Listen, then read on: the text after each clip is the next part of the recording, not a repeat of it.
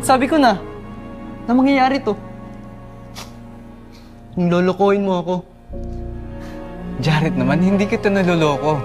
So ano yun? Ha? Nangalay lang ang labi mo kaya sinandal mo sa kanya? Ano?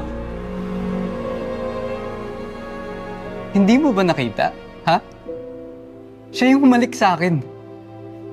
Wow! Jean! Excuse yan! And not a good one!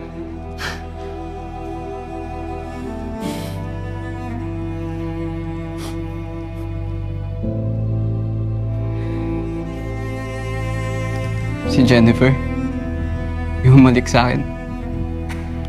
Ex ko siya. Gusto niya makipagbalikan pero ayaw ko na.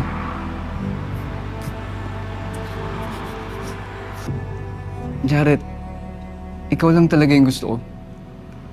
Wala nang iba.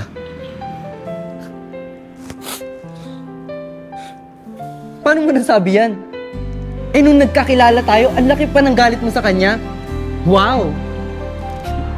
Ang pinahiwatig mo lang, may feelings ka pa sa kanya. Kaya ako nga na-explain sa'yo lahat, di ba? Kasi ayoko na magsinungaling. Ayoko na magtago sa'yo. Ang ibig sabihin, may feelings ka pa sa kanya. Mas malakas yung feelings ko sa'yo. Jared, mas mahal kita. Wow! Pati sa puso mo may pageantry? May runner-up?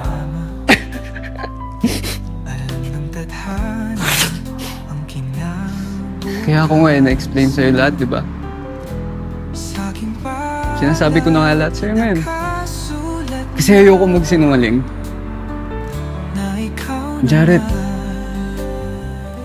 nahihirapan din naman ako mag-heal sa Pasko, pero isa lang yung sigurado ako.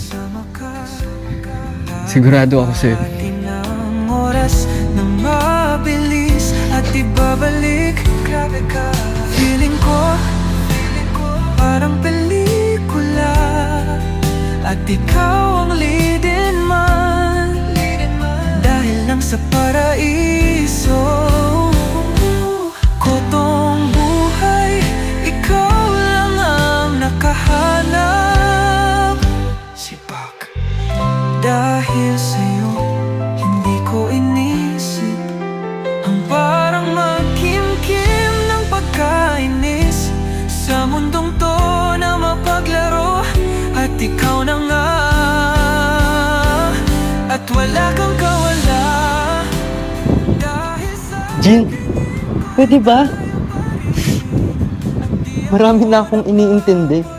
At hindi na kita kayang tulungan dyan sa mga dinadala mo.